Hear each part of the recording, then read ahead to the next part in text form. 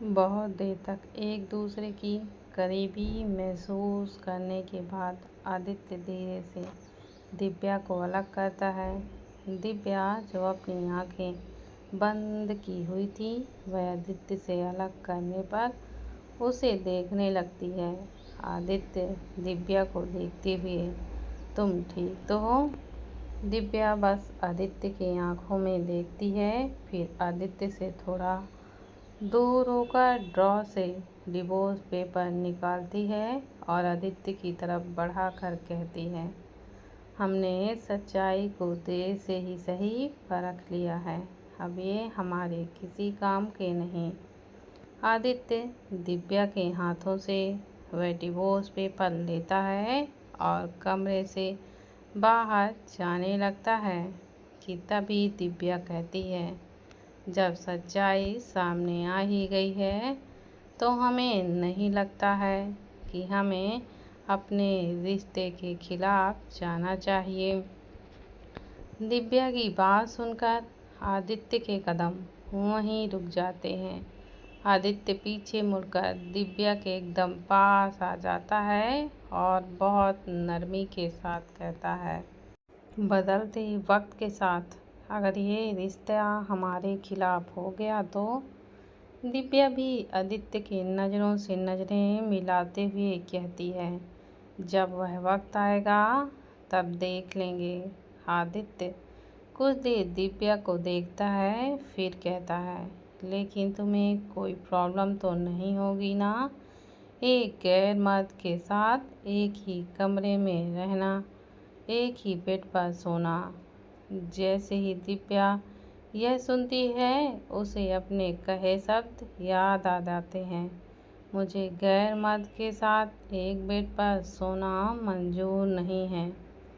जैसे ही दिव्या को अपनी ही कही हुई बातें याद आती हैं, तो उसकी आंखें एकदम हैरानी से बड़ी हो जाती हैं।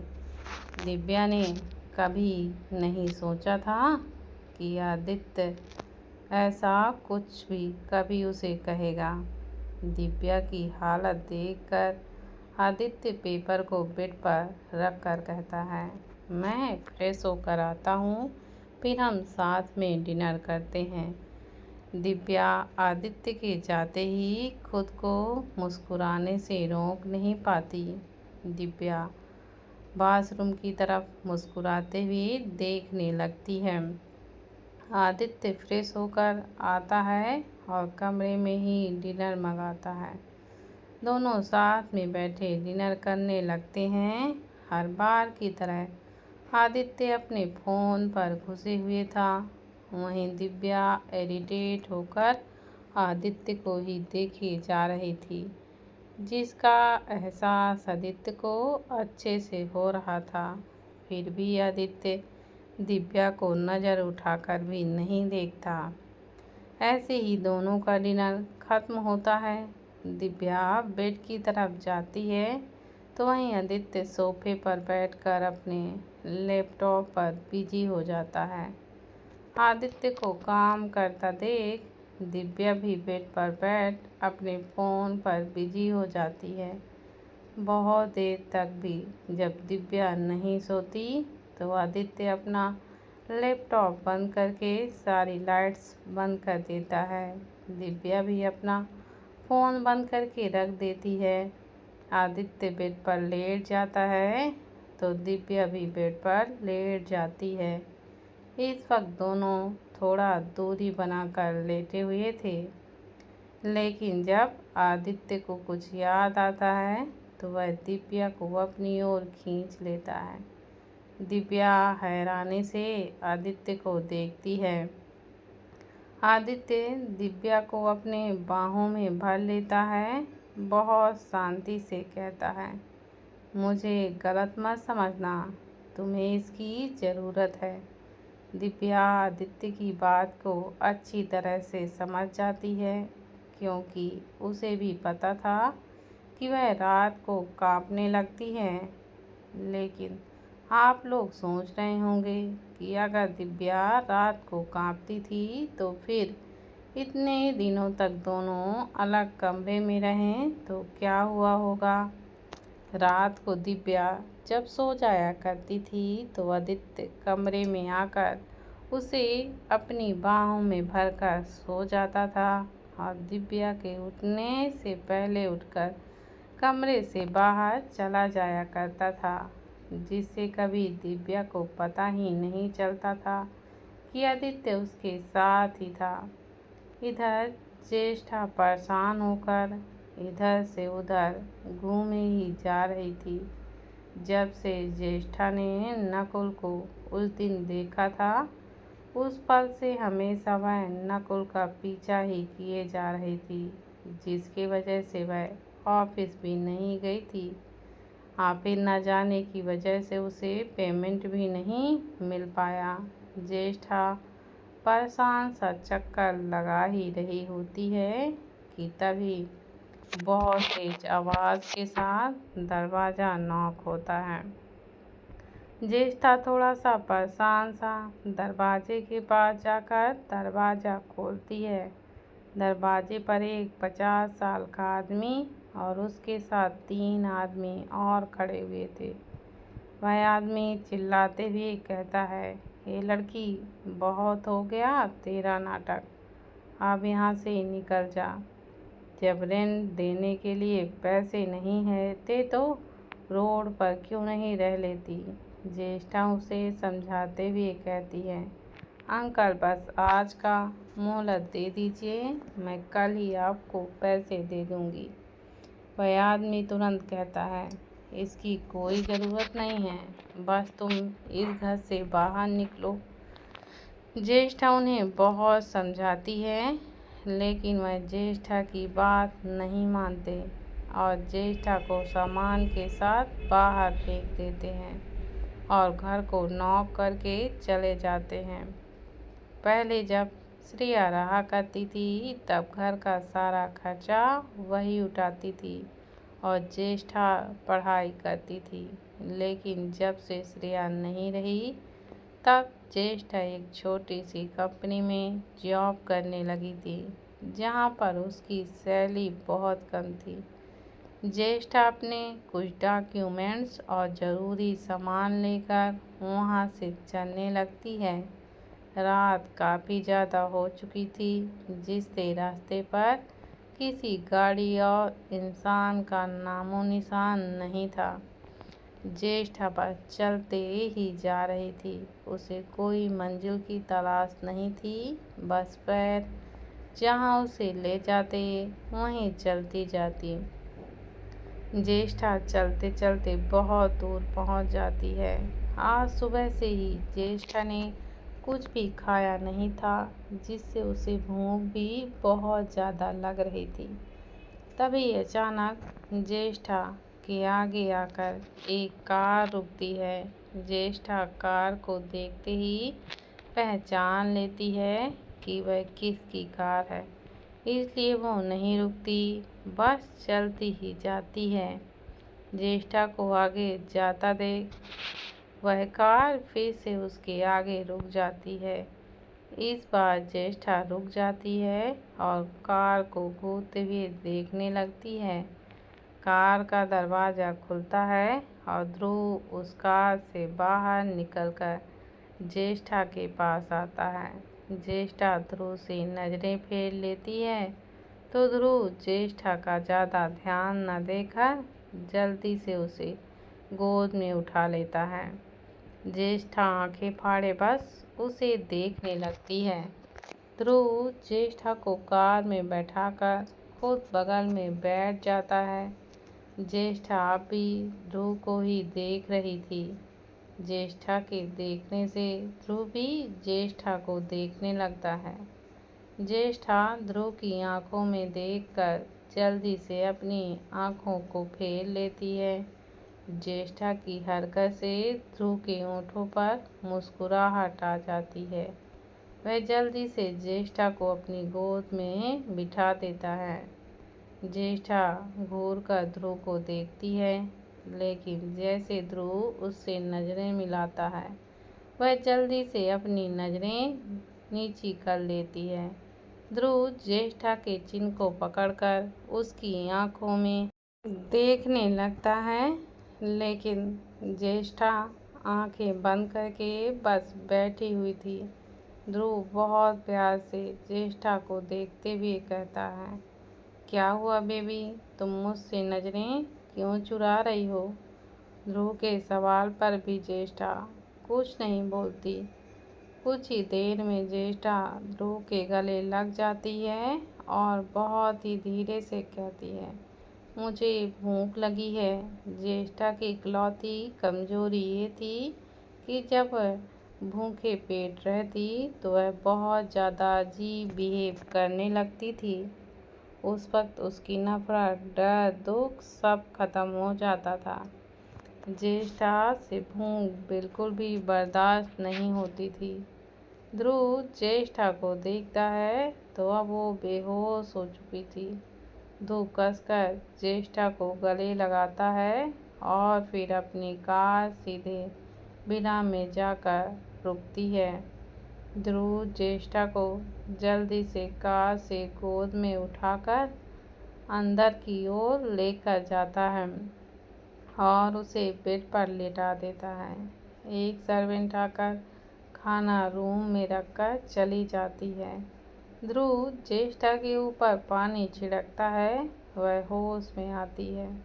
ध्रुव को देखकर ज्येष्ठा चुपचाप बेड पर बैठ जाती है।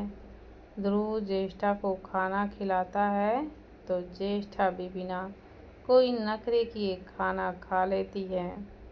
ज्येष्ठा को बेड पर लिटाकर ध्रुव भी उसके साथ लेट जाता है और कुछ सोचते हुए पूछता है, बेबी, मुझे मारने का प्लान कहाँ तक पहुँचा तुम्हारा? ज्येष्ठा आंखें बंद करके नॉर्मली जवाब देती है, 2-3 आइडिया हैं, बस वक्त अच्छा मिल जाए तो सीधा नरक भेज दूँ। ज्येष्ठा की बात से ध्रुव हंसने लगता है। उसके हंसने से ज्येष्ठा अपनी आंखें खोलकर उसे ही देखने लगती है। जैसे ही ज्येष्ठा ध्रुव का हंसता हुआ चेहरा देखती है तो उस पर ही कहीं खो सी जाती है। ध्रुव काफी देर तक हंसता है, वहीं ज्येष्ठा उसकी हंसी पर कहीं खो सी गई। ध्रुव ज्येष्ठा के सामने चुटकी बजाता है तो ज्येष्ठा होश में आती है। ध्रुव ज्येष्ठा के बालों को उसके चेहरे से हटाते हुए, क्या हुआ बेबी, ऐसे क्यों देख रही हो? ज्येष्ठा ध्रुव के ही आंखों में खोते हुए कहती है, तुम कुछ ज़्यादा ही हैंडसम हो और हंसते हुए तो और भी ज़्यादा हैंडसम लगते हो। पर अफसोस, तुम सिर्फ कुछ दिनों के लिए ही इस दुनिया में दिखोगे। ज्येष्ठा के बोलते ही ध्रुव के चेहरे पर एक बड़ी सी स्माइल आ जाती है। ज्येष्ठा आंखें बंद करके कहती है, आप और कोई सवाल और कोई हरकत मत करना, मुझे बहुत नींद आ रही है। ध्रुव ज्येष्ठा के माथे पर किस करता है और बाहों में भरकर सो जाता है। ज्येष्ठा भी उसके सीने में सर रखकर सो जाती है। सुबह रेडी होकर दिव्या रूमी के कमरे में जाती है और उसे उसकी तबीयत के बारे में पूछती है तो रूमी भी दिव्या को अपनी तबीयत के बारे में बताती है। दिव्या को सोचते हुए रूमी से कहती है, मैं आज मॉल जा रही हूँ, आप भी हमारे साथ चलेंगे? रूमी थोड़ा सा उदास होते हुए कहती है, सॉरी भाभी, लेकिन मुझे अब बाहर जाना बिल्कुल भी पसंद नहीं आ रहा, तो मैं घर पर ही रुक जाती हूँ। दिव्या रूमी के गालों को छूते हुए, कोई बात नहीं है, आप आराम कीजिए। रूमी दिव्या के हाथों को छूते हुए कहती है, भाभी, आप बहुत अच्छी हैं। दिव्या उसकी बात सुनकर बस मुस्कुरा देती है और थोड़ी देर बात करने के बाद वहाँ से निकलकर बाहर की ओर चली जाती है। बाहर हर तरफ बॉडीगार्ड तैनात थे। जैसे ही दिव्या को बाहर देखते हैं, छाया तो लगभग भागते हुए दिव्या के पास जाती है और गुड मॉर्निंग विश करती है। दिव्या छाया को देखकर हमें मॉल जाना है।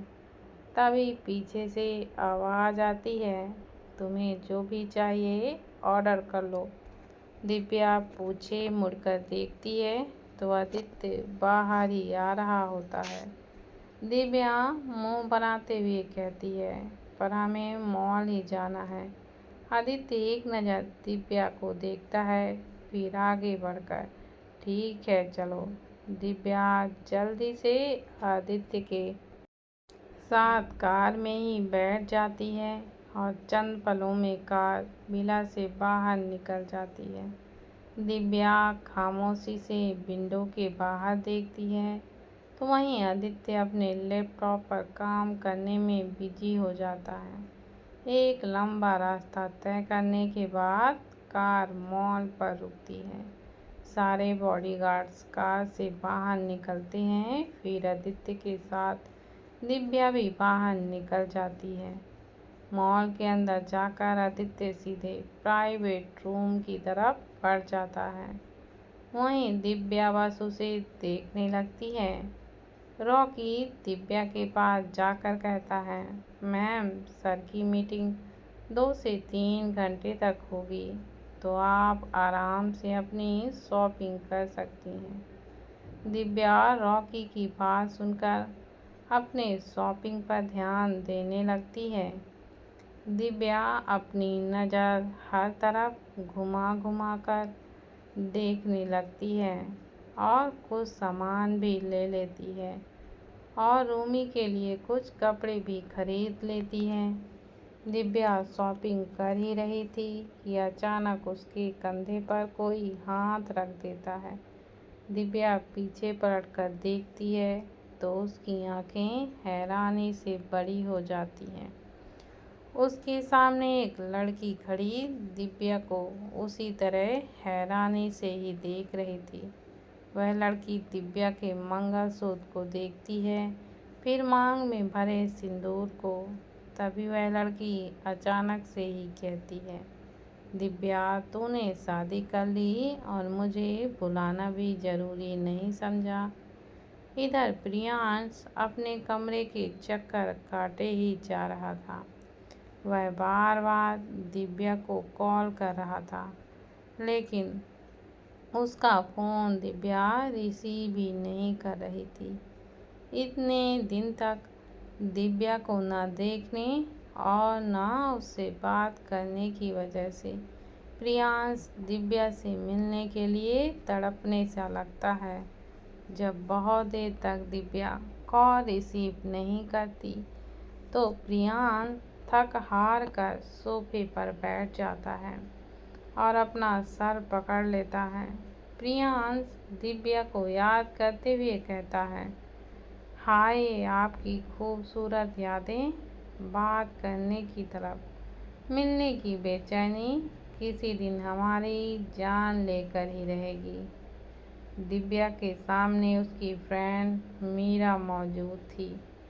मीरा को देखती ही दिव्या एकदम से खुश हो जाती है, लेकिन उसका सवाल सुनकर वह एकदम से चुप हो जाती है। दिव्या के चुप होने पर मीरा उसे वहाँ से लेकर जाते हुए कहती है, चल हम कहीं पर बैठकर बातें करते हैं। दिव्या भी मीरा के साथ चली जाती है। मीरा कॉफ़ी शॉप साइड लेकर जाती है और दोनों चेयर पर बैठ जाते हैं। मीरा अच्छे से बैठकर, अब बता कब हुई तेरी शादी और तूने मुझे बताया क्यों नहीं? ऊपर से जब से मैं आई हूँ तेरा तो नामो निशान ही नहीं है। कहाँ थी तू 4 से 5 महीनों से? मीरा के इतने सारे सवालों को सुनकर दिव्या तुरंत कहती है, अरे मेरी माँ सांस तो ले ले। मीरा सामने रखा पानी एक सांस में ही पी लेती है, फिर दिव्या को देखते हुए कहती है, अब कुछ बताएगी भी या ऐसे ही मुझे देखती रहेगी? मीरा के पूछने से दिव्या के चेहरे पर अचानक दर्द जाहिर होने लगता है। दिव्या अपने दर्दों को संभालते हुए मीरा को एक एक करके सारी बातें बताती है। उसके माँ पापा की मौत से लेकर दादी की मौत और खुद की शादी तक की सारी बातें दिव्या बहुत दर्द से बताती है। दिव्या की बातों को सुनकर मीरा को बहुत ही बुरा लगता है। दिव्या की आंखें थोड़ी नम सी हो जाती हैं और वह आगे कहती है, अब पहले जैसा कुछ भी नहीं रहा मीरा। माँ पापा दादा दादी के बिना मैं दर्द के सिवाय कुछ भी नहीं देख पा रही हूँ। सब उस काली रात ने खत्म कर दिया। मुझे मेरा सब कुछ छीन लिया। तुझे नहीं पता उनके बिना मैं कितनी ज़्यादा अकेली हो गई हूँ। दिव्या के आंसू अब गालों तक लुढ़क कर आ जाते हैं। वह दर्दों को संभालते हुए फिर से कहती है, उस काली रात में काश काश कि मैं भी अपने माँ पापा के साथ चली जाती। दिव्या कितना बोलते ही मीरा अपनी जगह से उठकर दिव्या के गले लग जाती है और उसकी पीठ को सहलाने लगती है। दिव्या रोते हुए कहती है, मीरा इस तरह जीना मुश्किल हो जा रहा है मेरा। अपनों के ख्याल बस ख्याल में ही रह गए। मैं दर्दों को समेट कर जी तो रही हूँ लेकिन मर मर कर। दिव्या मीरा को संभालते हुए दिव्या संभाल अपने आप को। दिव्या मीरा से अलग करके बोलती है, कैसे संभालूं मैं अकेले खुद को। बचपन से आज तक कभी मैंने खुद को नहीं संभाला है। मुझे संभालने के लिए माँ रहती थी। अगर माँ नहीं रहती तो पापा संभालते और पापा ना होते तो दादी संभालती। लेकिन आज मुझे संभालने के लिए ना पापा हैं और ना माँ और ना दादी। दिव्या बिलखते हुए कहती है, सब मुझे छोड़कर चले गए। उन्होंने ये भी नहीं सोचा कि उनके जाने के बाद मैं कितनी अकेली पड़ जाऊंगी। मीरा मैंने कभी अकेलापन नहीं देखा। आज ऐसा अकेलापन छा गया है कि मैं घुट घुट कर जी रही हूँ। बहुत ज़्यादा तकलीफ़ हो रही है लेकिन फिर भी मैं किसी को ये बात नहीं बोल सकती कि मुझे कितनी तकलीफ़ हो रही है, कितना दर्द हो रहा है। मीरा दिव्या के एकदम पास बैठकर उसके हाथों को अपने हाथों पे रखकर हौसला देने लगती है। दिव्या फिर से कहती है, मीरा यार नहीं जी सकती मैं ऐसे। मैं भी अपनों के पास जाना चाहती हूँ। अब इस दुनिया को एक पल भी देखना मुझे मंजूर नहीं है। मीरा बस एकटक दिव्या के दर्दों को देखती और महसूस कर रही थी। दिव्या के हर एक तकलीफ से उसे भी तकलीफ हो रही थी। दिव्या को इस तरह दर्द में मीरा ने कभी भी नहीं देखा था। दिव्या आज बिल्कुल टूट गई थी, जो मीरा को भी दर्द दे रही थी। दिव्या को मीरा ने हमेशा मुस्कुराते, नाराज़गी, सीरियस में देखा था, लेकिन ऐसे दर्द में कभी नहीं। मीरा चुपचाप दिव्या के सारे दर्दों को सुन रही थी। दिव्या अपने दर्दों को आंसुओं के माध्यम से जाहिर किए जा रही थी। दिव्या फिर एक बार कहती है, मुझे पता है मैं कुछ दिन पहले घर गई थी। वहाँ पहले की तरह कुछ नहीं है। पहले जब मैं उस घर को देखती थी तो बहुत ही सुकून मिलता था, लेकिन आज वही घर मेरी बर्बादी का कारण बन गया। सारा सुकून, सारी खुशियाँ उस घर ने मुझसे छीन लिया। अब उस घर में मेरी शैतानी करती आवाज़ें नहीं, दर्द से भरी चीखें गूंजती हैं। माँ पापा दादी और मेरी हंसी नहीं, रोने चिल्लाने की आवाज़ें आती हैं। वह घर अब एक शमशान बन चुका है, जिससे मेरे और मेरे अपनों की सारी खुशियाँ सुकून दफन कर चुकी है। दिव्या मीरा की आंखों में देखते हुए कहती है, मीरा तुझे बताना, मैं अपनी इस दर्द भरी जिंदगी को कैसे ख़त्म कर दूँ। मैं अब और जीना नहीं चाहती। मुझे अब ये अकेलापन, दर्द, तकलीफ सहा ही नहीं जा रहा है। मैं बस अब आंखें बंद कर हमेशा के लिए सोना चाहती हूँ। मीरा एकदम से दिव्या के दोनों कंधों को पकड़कर कहती है, दिव्या जिंदगी ख़त्म करने के लिए नहीं होती, बल्कि जीने के लिए होती है। तू इतनी कमज़ोर कैसे पड़ सकती है? तुझे याद नहीं कि तू अंकल की स्ट्रॉन्ग बेटी है? दिव्या तुरंत कहती है, थी मैं अपने पापा की स्ट्रॉन्ग बेटी मीरा। जब से उन्होंने मेरा साथ छोड़ा, मैं पहले की तरह स्ट्रॉन्ग नहीं रही। मीरा अब कुछ नहीं बोलती, चुप होकर दिव्या को ही देखने लगती है। फिर अपने मन में कहती है, सच में इन कुछ महीनों में दिव्या पूरी तरह बदल गई। इतना दर्द अकेले संभाले बैठी है, लेकिन दिव्या को इस तरह मैं बिल्कुल भी नहीं देख सकती। दिव्या को पहले जैसे बनना ही पड़ेगा। जहाँ दिव्या अपने पूरे दर्द को मीरा के सामने जाहिर कर रही थी, वहीं मीरा दिव्या को पहला जैसा करने के बारे में सोच रही थी। दोनों अपने में ही गुम थे। वहीं ऊपर वाले फ्लोर पर एक शख्स खड़ा दिव्या के हर दर्द को ही देखे जा रहा था। वह रेलिंग पर हाथ कसते हुए कहता है, दिव्या तुम्हारे इन दर्दों का जिम्मेदार कहीं न कहीं मैं भी हूँ। तुम्हारा दोस्त होने के बावजूद मैं तुम्हारे लिए कुछ भी नहीं कर पा रहा हूँ। हमारी ये दोस्ती का रिश्ता कब आगे बढ़ गया, यह समझने का वक्त ही नहीं मिला। इस रिश्ते में तुम्हें इतनी तकलीफ मिल रही है, लेकिन मैं मजबूर हूँ। मैं प्यार में इतना पागल हूँ कि मुझे तुम्हारे तकलीफ नज़रअंदाज करने पड़ रहे हैं। मैं तुम्हारे दर्द को महसूस तो कर सकता हूँ, लेकिन उससे दूर करने की कोशिश नहीं कर सकता। वह शख्स अपने आप को बोलते हुए दिव्या के साथ बिताए हुए पलों में खो जाता है। वह शख्स रोड के किनारे पहाड़ी की ढलान में बैठा सामने देख रहा था। तभी दिव्या आकर सामने बैठ जाती है और उस शख्स को देखते हुए मुस्कुराते हुए कहती है, हेलो मिस्टर हीरो, तो आज आपको हमारी याद आ ही गई।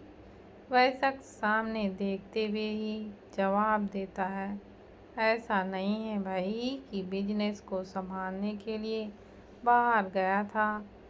दिव्या मुंह बनाते हुए कहती है, आपका भाई और आपके भाई का बिजनेस हमेशा हमारे बीच आ ही जाता है।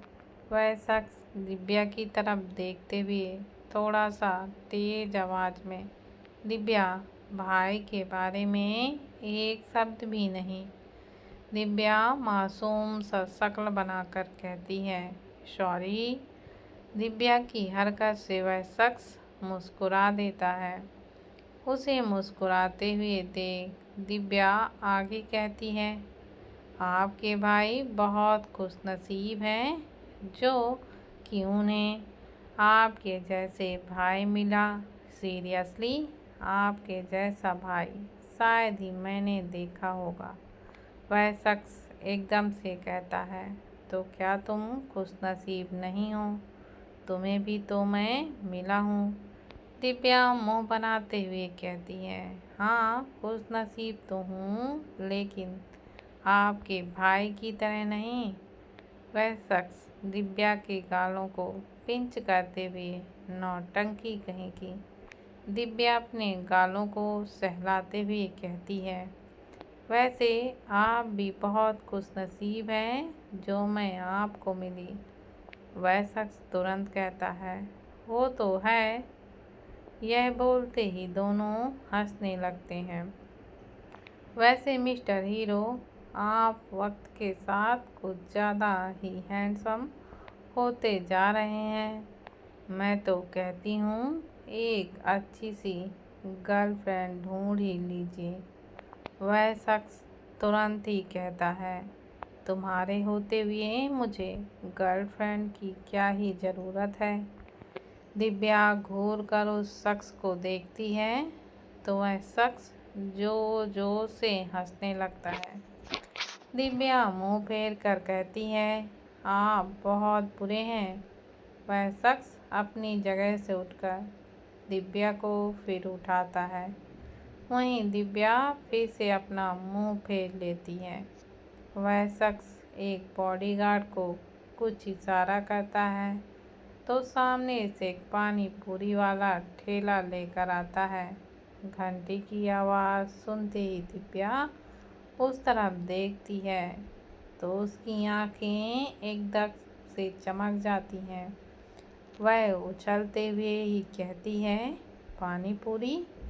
दिव्या के एक्साइटमेंट को देखकर वह शख्स एकदम से मुस्कुरा देता है। दिव्या जल्दी से उस शख्स का हाथ पकड़कर पानी पूरी वाले के पास लेकर चली जाती है। दिव्या पानी पूरी वाले के पास जाकर कटोरा ले लेती है और एक कटोरा उस शख्स को देती है। दिव्या एक्साइटमेंट में उस शख्स को देखते हुए कहती है, क्यों हीरो, एक रेस हो जाए। वह शख्स मुस्कुराते हुए हाँ में सिर हिला देता है। दिव्या खुश होते हुए कहती है, भैया तीखी बनाना। दिव्या इतना ही बोलती है कि वह शख्स की कड़ी आवाज़ आती है, कोई तीखा नहीं, नॉर्मल ही बनाना। दिव्या मासूम सा उस शख्स को देखती है तो वह कहता है, दिव्या यह तुम्हारे शरीर के लिए एकदम अच्छा नहीं है। दिव्या को भी उसकी बात सही लगती है, इसलिए वह जल्दी से कहती है, ठीक है भैया, नॉर्मल ही बनाइए। दोनों की रेस स्टार्ट होती है। दिव्या एक एक करके जल्दी से पानी पूरी खाने लगती है। वहीं उस शख्स को तो 20 पानी पूरी खाते ही एकदम से हालत ही खराब हो जाती है। वह कटोरे को रख देता है तो दिव्या उसकी हाथ देखकर खिलखिलाकर हंसने लगती है। फिर खुद भी कटोरे को रख देती है। वह शख्स दिव्या को पानी पिलाता है और दोनों साइड बेंच पर वहीं पर बैठ जाते हैं। दिव्या अब भी उस शख्स को देखकर चिढ़ाते हुए ही हंस रही थी। वह शख्स दिव्या को देखकर सवाल करता है, आपने घर में क्या बोल कर आई हो। जैसे ही वह यह सवाल करता है, दिव्या की तो हंसी एकदम से गायब ही हो जाती है। दिव्या घूर कर उसे देखती है और फिर नाराज़गी से कहती है, आप जानबूझकर ये सवाल कर रहे हैं ना। खुद तो घर में बताने से मना करते हैं और मुझसे ऐसे सवाल करते हैं। वह शख्स कहता है, वो इसलिए क्योंकि मैं इसे सीक्रेट रखना चाहता हूँ। किसी को भी हमारे बारे में पता नहीं चलना चाहिए। दिव्या तपाक से कहती है, ऐसा क्यों। वह शख्स दिव्या से नज़रें हटाकर कहता है, वो सब जानने की तुम्हें ज़रूरत नहीं है। दिव्या शांत से कहती है, हाँ ठीक है, मुझे भी कोई प्रॉब्लम नहीं है। और घर में बताऊं या ना बताऊं, मेरे पीछे हमेशा बॉडीगार्ड्स की फौज ही लगी रहती है। वह शख्स अपनी जगह से उठकर कहता है, अच्छा चलो ठीक है, अब मैं चलता हूँ, बाय। दिव्या भी अपनी जगह से उठकर कहती है, फिर कब मिलेंगे। वह शख्स मुस्कुराते हुए दिव्या को देखकर कहता है, जब तुम मुझे बुलाओगी तब तुरंत आ जाऊँगा। दिव्या भी शख्स की बात सुनकर मुस्कुरा देती है। उन पलों को याद आते ही वह शख्स मुस्कुरा देता है, लेकिन जैसे ही उसकी नज़र फिर से दिव्या के दर्दों पर जाती है तो वह अपनी मुट्ठियों को खींच लेता है और फिर वो वहाँ से चला जाता है। इधर आदित्य मीटिंग हॉल पे बैठा मीटिंग को बड़े ध्यान से देख रहा था। कुछ देर में मीटिंग खत्म होती है और मिस्टर आहूजा आदित्य से कहता है, मिस्टर सिंघानिया, आप इस प्रोजेक्ट पर जल्द से जल्द काम करना शुरू कर दीजिए। आदित्य बिना कुछ बोले फाइल्स को देखने लगता है। वह एक नज़र रॉकी को देखता है तो रॉकी आदित्य के नज़रों को समझकर मिस्टर आहूजा को देखकर कहता है, सर, आपका प्रोजेक्ट वक्त पर कंप्लीट हो जाएगा, अब आप जा सकते हैं। मिस्टर आहूजा वहाँ से चले जाते हैं। उनके जाते ही आदित्य बिना भाव के कहता है, 2 दिन बाद निकलने की तैयारी करो। रॉकी तुरंत कहता है, यस बॉस। तभी वीर भी कमरे में आता है तो आदित्य उसे घूर कर देखने लगता है, क्योंकि वीर मीटिंग के ही बीच में बाहर चला गया था और मीटिंग ख़त्म होने के बाद आ रहा है। आदित्य के ऐसे घूरने से वीर एकदम सहम जाता है। वह थोड़ा घबराते हुए कहता है, सर, वो बाथरूम में बहुत लंबी लाइन थी। आदित्य उसकी बातों को नज़रअंदाज कर चेयर पर अपना सर टिकाकर अपनी आँखों को बंद कर लेता है। आंखें बंद करते ही आदित्य बोलता है, दिव्या कहाँ है। आदित्य के सवाल करते ही रॉकी किसी को कॉल करता है, फिर कुछ बात करके कॉल को कट कर देता है। रॉकी आदित्य को देखते हुए कहता है, बॉस, मैं अपने किसी फ्रेंड के साथ कॉफ़ी शॉप पर हैं। आदित्य अब कुछ नहीं कहता। तभी वीर कहता है, सर, आपको अर्जेंटली 1 घंटे में ऑफिस पहुंचना है। आदित्य, छाया को बुलाओ और उसे समझा देना, इस बार कोई भी गलती ना हो। रॉकी हाँ बोलकर साइड चला जाता है। वहीं आदित्य एक प्राइवेट रूम की तरफ बढ़ जाता है। आदित्य के जाते ही वीर राहत की सांस लेता है। तभी रॉकी वीर के कंधे पर हाथ रखकर कहता है, तो मिलकर आ गए अपने महबूबा से। रॉकी की बात सुनकर वीर की हालत खराब हो जाती है। वह जल्दी से दरवाजे के बाहर झांक कर देखता है, फिर दरवाजे को अच्छे से बंद करके रॉकी के पेट पर एक भूंसा मारते हुए कहता है, साले मरवाना चाहता है क्या। अगर सर को पता चलाना तो मुझे बिना टिकट के सीधा ऊपर ही पहुंचा देंगे। रॉकी अपने पेट को सहलाते हुए, हाँ तो मैंने कहा था मीटिंग के बीच में अपनी महबूबा को बुलाने। वीर कहता है, तो मैं क्या करता, 2 साल हो गए हैं उससे मिले हुए। वीर की बात सुनकर रॉकी हंसने लगता है। वीर मुंह बनाते हुए कहता है, पता है वो कितनी नाराज़ है मुझसे, पर किसी तरह मना लिया। अब सर क्या जाने किसी को मनाना कितना ही मुश्किल और कितना टाइम लगता है। बस अपनी आंखें दिखाकर डराने लगते हैं। प्लीज़ दोस्तों, अगर आप लोगों ने अभी तक मेरे चैनल को सब्सक्राइब नहीं किया है तो प्लीज़ दोस्तों मेरे चैनल को सब्सक्राइब